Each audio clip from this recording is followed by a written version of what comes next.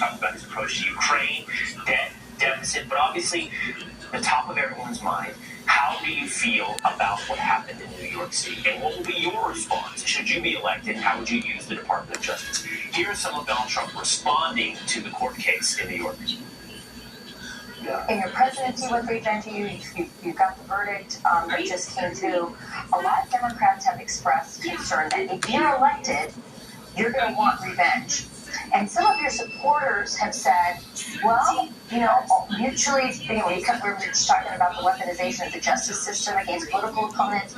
Some of your supporters have said, well, the only way to stop this is mutually assured destruction, right? If you do it to us, we're going to do it to you.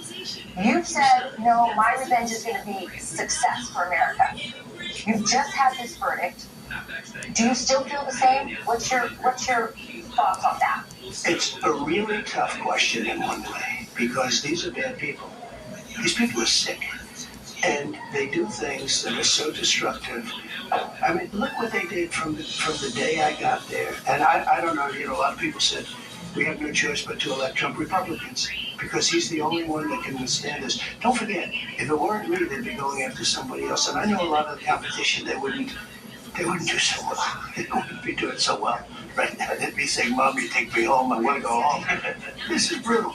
But these are sick people. And for instance, the 51 intelligence agents, who thinks of these? And they think about it, just like they say, I'm guilty. And all this information was from so many years before the election. It was before the election. So that's a great point, because you're talking about the intel agencies. Obviously, you remember what Chuck Schumer said? He said, if you tick off the intel agencies, they'll find a way to get you in 6 days. If you're elected, are you going to reform the intel community? What exactly are you going to do to make sure they don't target Americans like this? Well, first of all, if you remember, when I took over, we had a guy named Comey. He was there. I didn't put him there. I didn't want him there. I thought he was terrible, actually. And he tried to get me, and I reversed it on him. Some people said he cost Hillary the election, and he didn't want to. But he was a bad guy, not a capable guy, an evil guy. They were doing things that, I won't mention here because it's so conspiratorial. I don't want to be conspiratorial. It's too nice a show. But bad guy. I fired him. Then I fired Strzok and Page and this one and that. Well, I got rid of that whole group of people. And we were doing great. Look, it's a very interesting question. And I say it and it sounds beautiful, right? My revenge will be success. And I mean that. But it's awfully hard when you see what they've done. These people are so evil. And at the same time, the country can come together. I'm saying this, but the country can come together. During my term, prior to COVID, we had the most successful country we've ever had. I want to follow up on what Rachel asked you, though, because I hear you struggling with it. I hear you say it's a tough question, a bit unsure. You famously said regarding Hillary Clinton, lock her up. You declined to do that as president. I beat her. It's easier when you win. And they always said lock her up. And I felt, and I could have done it, but I felt it would have been a terrible thing. And then this happened to me. And so I may feel differently about it. I can't tell you. I'm not sure I can answer the question. Hillary Clinton, I didn't say lock her up, but the people don't say lock her up. Okay. Then we won. And I said pretty openly, I say, all right, come on, just relax. Let's go. We're going to make our country great. Yeah. And if we think of it, you lock up the wife of a president of the United States. They were locking up over $130 million, an accounting thing. A perfectly stated accounting thing. But, people also say, can you bring the country together? And the answer is yes. Success will bring the country together, because I had it together. Before the China virus came in, I had it together. We really had it together. And it would have stayed. I think it would have stayed. Everybody was doing better. The country was doing better than it had ever done. And we're going back to the same policies and then some. Americans have lost a lot of trust in institutions, and I think there's been a lot of discussion, especially online, and especially with young people. How do we rebuild that trust in institutions? The CIA, the FBI, all those institutions. You're right. Some people think that one way to build trust is to declassify things that everyone's talking about. And you talked earlier about, I don't want to be a conspiracy theorist. So if you were president, would you declassify, you can answer yes or no, would you declassify the 9/11 files? Yeah. Would you declassify JFK files? Yeah. I did a lot of it. Would you declassify the Epstein files? Yeah. Attorney General. What are you? I mean, we talked about how you fix the DOJ, how you bring justice back to this country. When we talk to people, people's faith in the system is shattered. I mean, absolutely shattered. We've seen it in your fundraising. It should be. So who do you choose? What kind of, do you have a name that you're? Tom, I do have a couple, and one in particular, but I made a lot of good choices. I got that one wrong.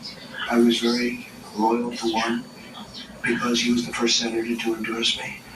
As soon as conflict came up, he ran for the hills. And actually, the second one, he ran for the hills. And when he heard that he was going to be impeached, I'm going to impeach him. And he was like a different person. I had to get rid of him. And I would say that was the one thing, one of the truly important positions as Attorney General. And I was very disappointed at both of those Attorney Generals. Jeff Sessions was, I don't blame myself too much. He was some position in Alabama, and he wanted to be so bad. And he was the first senator to endorse me. And again, I was sort of a civilian. I didn't have a lot of people. I didn't know that many senators. And he went to a rally in Mobile. The fact is that we had 72,000 people, so it wasn't that big a shot. But he came to me and he said, I'd love to be Attorney General. I didn't see it. And then he came 3-4 times, and I said, just out of loyalty, I did it. And he ran for the hills because it's nasty. This is a nasty business. This is a nasty world. How do you find? And Barr, I know Barr was threatened. In all fairness to him, he was Attorney General. He was a respected guy, and they said they were going to impeach him. I understand that.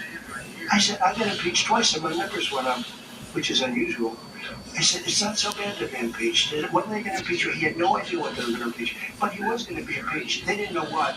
They didn't know why. It's like they took me to trial. There's no crime.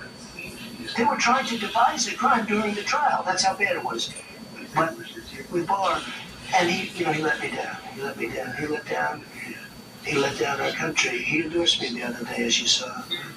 But he let down our country. It takes a brave person to do it. People don't want to be impeached. They don't want to be indicted by these scoundrels who are much more evil than people.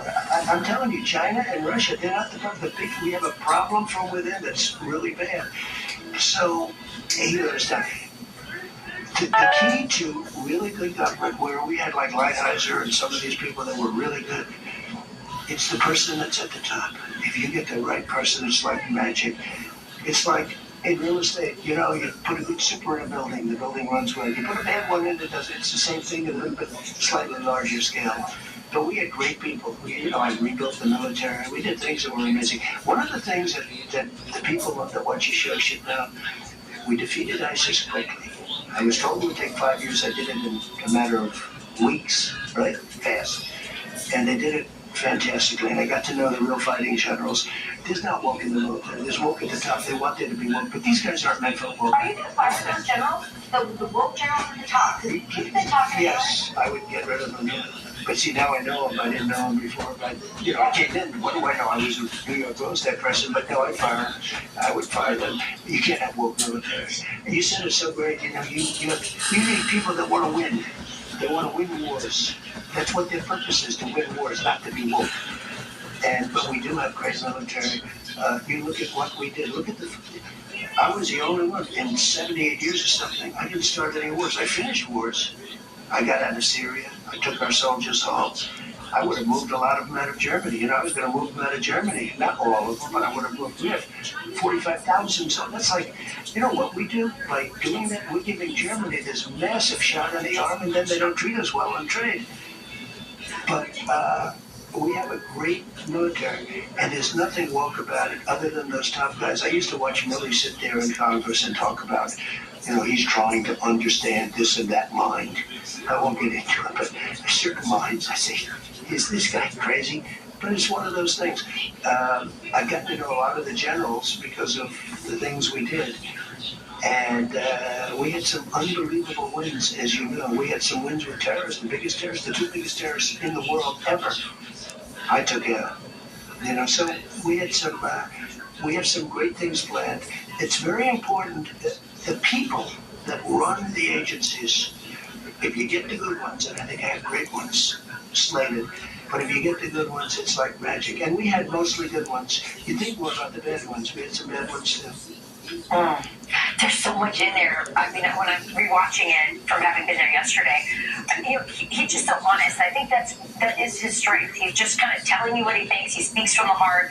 I loved how he compared, these agencies and the governments to if you have a good super in the building's going to be fine. And so he's talking about, hey, I made some mistakes with some of these people at these agencies.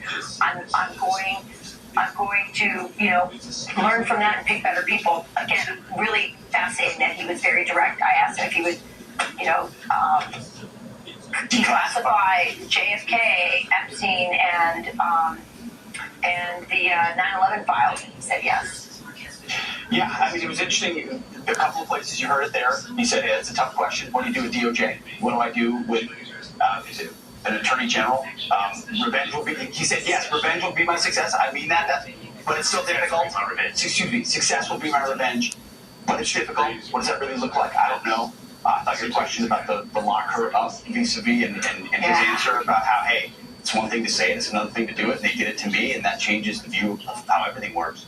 And then we got even into the military, and he talked at other portions as well about the defeat of ISIS, what it takes to untie the hands of fighters and get the woke out of the military.